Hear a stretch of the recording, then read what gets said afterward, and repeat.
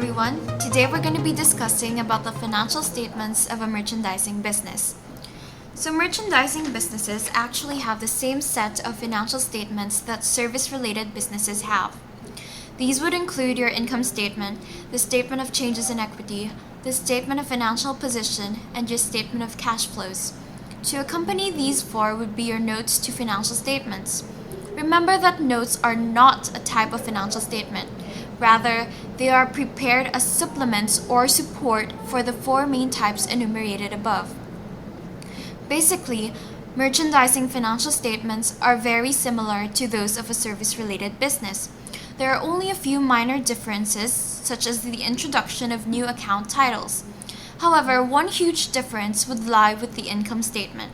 There are two forms of income statement, namely the natural form and the functional form, which is also known as the multi-step form.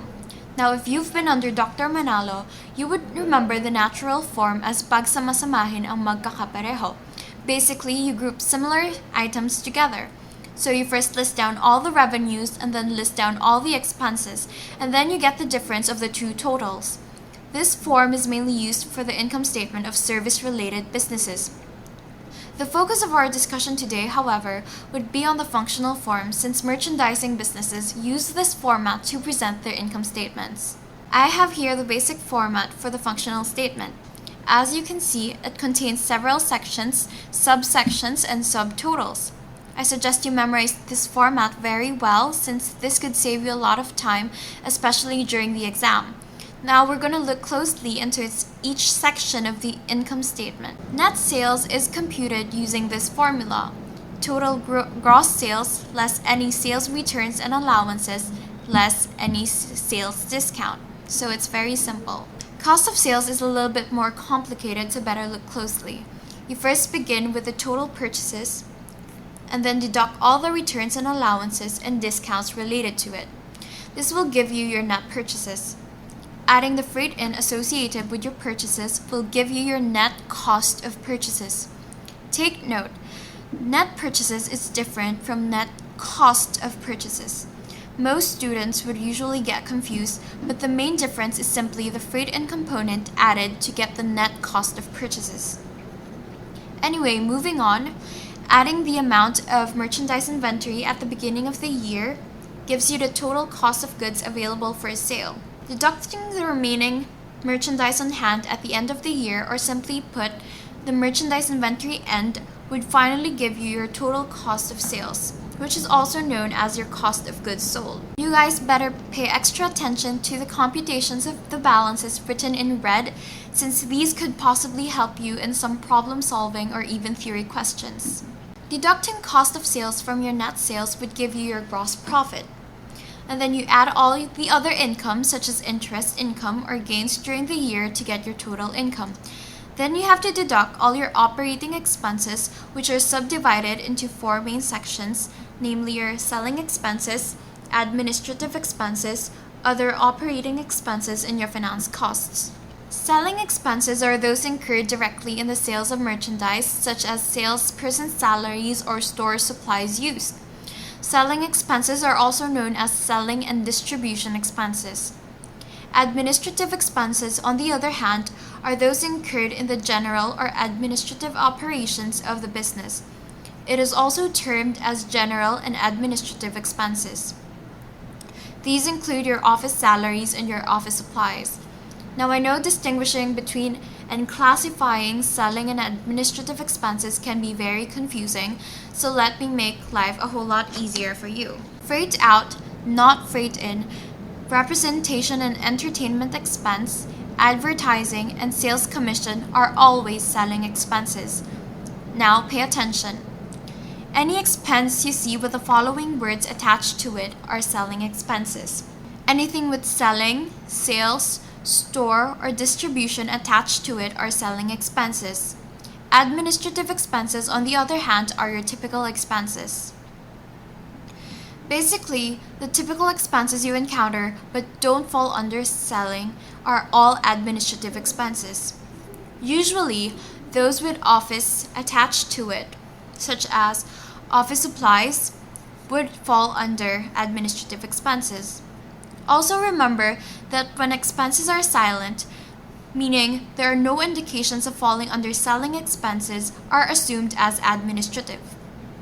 For example, salaries and wages expense would be an administrative expense. However, sales salaries would make it a selling expense. Depreciation expense or depreciation expense for office equipment would fall under administrative expenses, but if the given is depreciation expense store equipment, it would be classified as a selling expense. Another example would be for repairs and maintenance. If it is for an office equipment, it would be an administrative expense, but if it is for store equipment, it would become a selling expense. Other operating expenses are those that cannot be traced directly as selling or administrative expenses. These would include discounts loss and your loss on sale of PPE, or your property, plant, and equipment. Finance costs would include the interest expenses and foreign exchange losses. And there you have it, deducting all your expenses from the total income finally gives you your net income. So now that we're done with the income statement, we have the statement of financial position. So basically, the format for a merchandising business is the same as the one for service businesses. Again, this presentation where your liabilities and equity are presented after the assets is called the report form. You would still have your current assets, non-current assets, current liabilities, non-current liabilities, and owner's equity. So I presented to you a shorter version so that I could point out the difference to you. The main difference would be the introduction of a new account title, which is merchandise inventory, which comes after your trade and other receivables and before your prepaid expenses. The statement of owner's equity for a merchandising business is basically the same as the one for a service business. But just to reiterate, you begin with the capital balance during the beginning of the year, add any additional investments and net income, then deduct withdrawals. Then you get your capital balance end, which goes into your statement of financial position. Just a random trivia which my basic accounting professor shared to us. Subtotal is only used for addition operations. So if you don't have any additional investments and incurred losses for the year, you should deduct withdrawals and the net loss and get the ending balance directly. So the format here is actually wrong. We have the statement of cash flows, which is again similar to that of a service business. This is again called the direct method, where you get the respective net cash flows from the operating activities, investing activities, and your financing activities, then add the beginning cash balance to get your ending cash balance. Notes to financial statements are also prepared for merchandising businesses. Just like those of a service business, these notes would contain the supporting computations and other necessary disclosures related to the financial statements. So there you have it. That's all for today. Hope you guys learned a lot.